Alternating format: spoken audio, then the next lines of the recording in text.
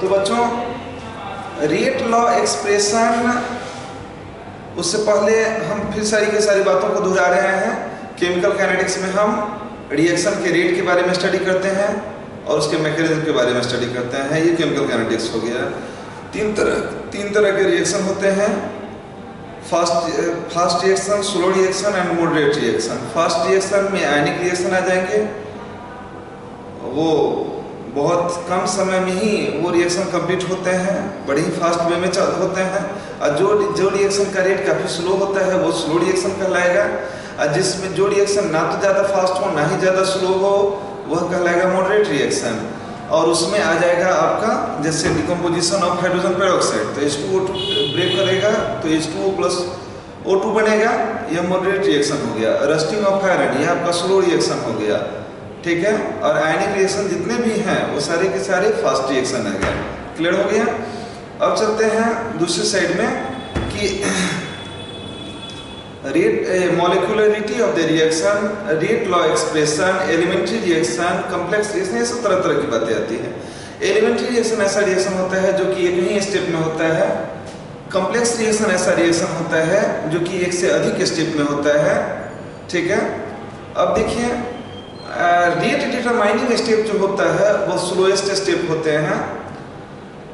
फिर इस rate of reaction को जो डिटरमाइन करने वाले फैक्टर्स होते हैं वो हम आपको पीडीएफ में भेज चुके हैं, उसे आप लोग देखिएगा। फिर ऑनलाइन भी क्लास लिया, उसमें भी हमने डिस्कशन किया था। उसमें होता है नेचर ऑफ रिएक्टेंट। तो ऐसा रिएक्टेंट जिसमें बॉन्ड स्ट्रांग हो वह स्लो, उसमें जो रिएक्शन होगा वह स्लो रिएक्शन होगा। जिसमें बॉन्ड वीक होगा तो वीक बॉन्ड को तोड़ने में कम एनर्जी लगेगी तो रिएक्शन फास्ट होगा। इसके बाद कंसंट्रेशन ऑफ रिएक्टेंट्स, तो जब कंसंट्रेशन ऑफ रिएक्टेंट जिस रिएक्टेंट का ज़्यादा होगा, यानी कि रिएक्टेंट का कंसंट्रेशन उसके रेट ऑफ रिएक्शन का डायरेक्टली प्रोपोर्शनल होगा। मतलब हो गया कि कंसंट्रेशन ज़्यादा है रिएक्टेंट का तो रिएक्शन का रेट ज़्यादा है, कंसंट्रेशन रिएक्टेंट का कम है तो रिएक्शन का रेट कम है। ये हो गया टेम्परेचर। तीसरा, टेम्परेचर बढ़ने पर रिएक्शन का रेट बढ़ता है। प्रैक्टिकली ऐसा देखा जाता है कि प्रत्येक 10 डिग्री सी के बढ़ने पर रिएक्शन का रेट डबल हो जाता है। कैटलिस्ट के प्रेजेंस में रिएक्शन का रेट तेज हो जाता है। सरफेस एरिया ऑफ कैटलिस्ट, जिस कैटलिस्ट का सरफेस एरिया जितना ज़्यादा होता है उसका रिएक्शन रेट उतना ही ज़्यादा होता है यदि उस कैटलिस्ट के ऊपर रिएक्शन हो रहा है तो। जैसे आप वो हाइड्रोजन से रिलेटेड जो भी आपको रिएक्शन देखिएगा वो क्या है, वो कैटालिटिक रिएक्शन होते हैं।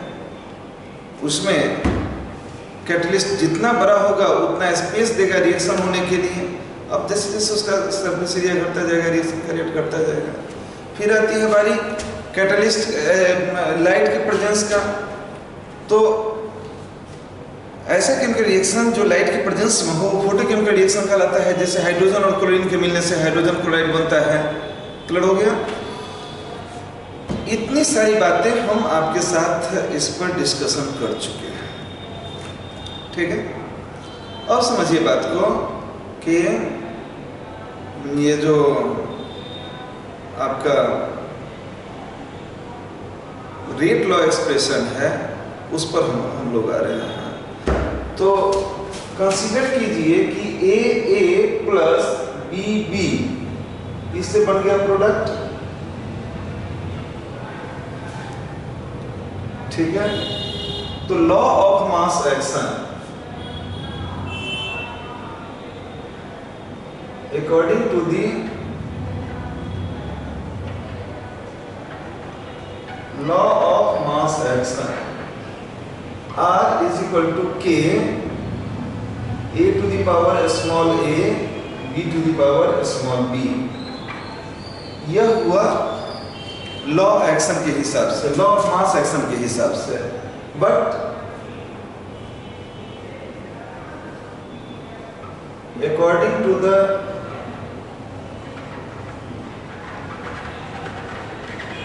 रेट लॉ एक्सप्रेशन वह क्या हो जाएगा, R is equal to K, A to the power alpha, B to the power beta. here alpha is equal to may or may not be A and beta is equal to may or may not be B। ठीक है, ये practically determine होता है। अब देखिए यह यहाँ की क्या है, प्रोपोर्शनलिटी कांस्टेंट है, और इस प्रोपोर्शनलिटी कांस्टेंट को हम लोग क्या कहेंगे, रेट कांस्टेंट और स्पेसिफिक रिएक्शन रेट।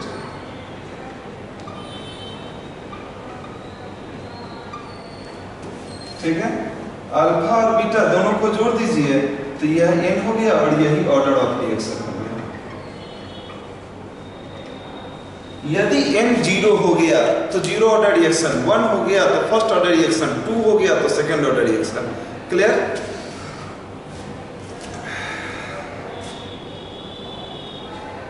तो एक चीज और मैंने बताया था, मॉलिक्यूलरिटी ऑफ द रिएक्शन। तो एलिमेंट्री रिएक्शन में रिएक्शन होने के लिए जितने नंबर ऑफ पार्टिकल्स कोलाइड करते हैं, इफेक्टिव कोलिजन हो रहा हो, उतने नंबर ऑफ कोलाइडेड मॉलिक्यूल्स की संख्या को हम उस रिएक्शन का मॉलिक्यूलरिटी कहते हैं। ठीक है, अब पढ़िएगा आगे चल कर हम पढ़ाएंगे unimolecular reaction, by molecular reaction, try molecular reaction, ये सब होता है। यूनिमॉलिक्यूलर रिएक्शन में एक ही मॉलिक्यूल होते हैं, बाई मॉलिक्यूल्स में 2 मॉलिक्यूल होते हैं, 2 तरह के मॉलिक्यूल होते हैं, ट्राई मॉलिक्यूलर रिएक्शन में 3 तरह के मॉलिक्यूल्स होते हैं। तो ये सब तरह तरह की बातें सब हैं, अभी हम लोग देख रहे हैं। अच्छा, अब फिर देखिए एक चीज और, हाफ लाइफ पीरियड। जितना समय में आधा हो जाए रिएक्शन के जो रिएक्टेंट है उसका कंसंट्रेशन आधा हो जाए जितना समय में, वह कहलाता है क्या चीज, हाफ लाइफ पीरियड। तो उन सबका हम लोग स्पेशल निकालेंगे, देखते हैं।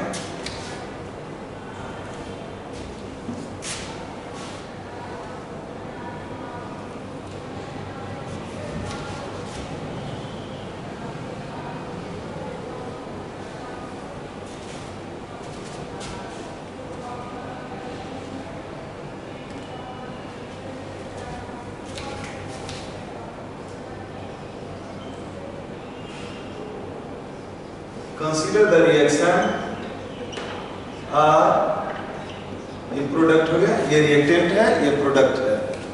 तो R is equal to dr by dt, ये सब हम आप लोगों को क्लियर कर चुके हैं। dr बाई dt होता है R is equal to k R to the power 0, ये जीरो ऑर्डर रिएक्शन का केस हो गया। दोनों इक्वेशन 1 2 फर्स्ट और सेकंड से क्या हो जाएगा, LHS बराबर है तो RHS बराबर हो जाएगा। तो हम लिखेंगे minus dr by dt is equal to k हो गया।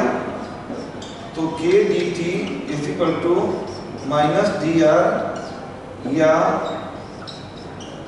dr is equal to k dt minus इसको इक्वेशन नंबर 3 हम कह दिए। ठीक है,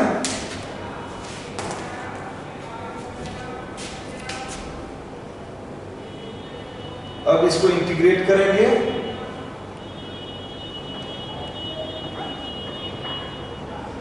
integrating equation 3 with in proper limits,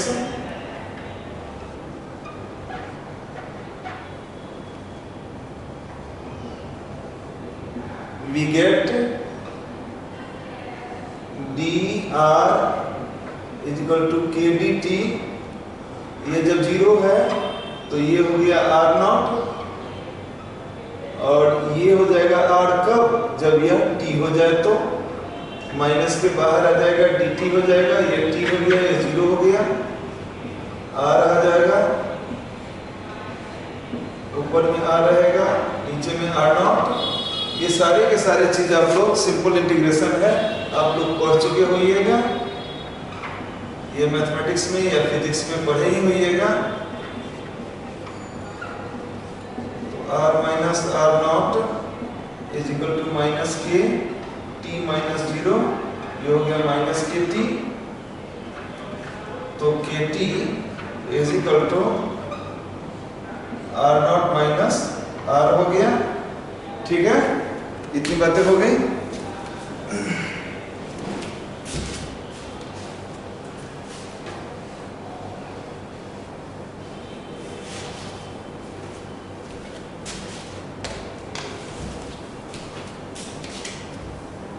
तो यदि हम रेट कांस्टेंट K कहें तो K इज इक्वल टू यहाँ हो जाएगा R0 minus R by T हो गया।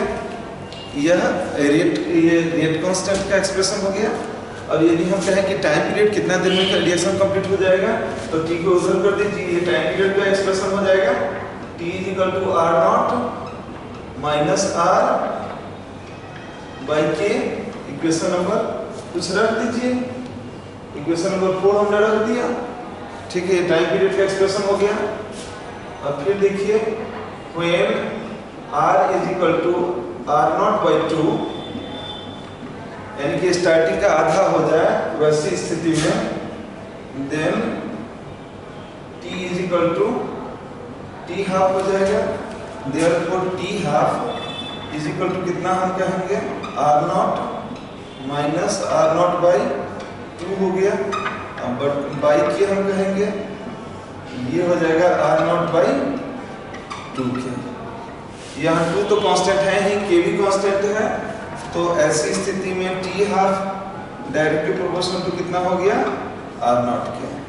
हो गया, क्लियर हो गया। और एक दूसरा तरीका जो विदाउट लिमिट लेकर के इंटीग्रेशन करते हैं वो हम आपको PDF में बना करके भेजे हुए हैं, उसको भी देख लीजिए। उसमें भी करना, उसमें भी कुछ नहीं है, समझे। विदाउट लिमिट यदि आप ले लीजिएगा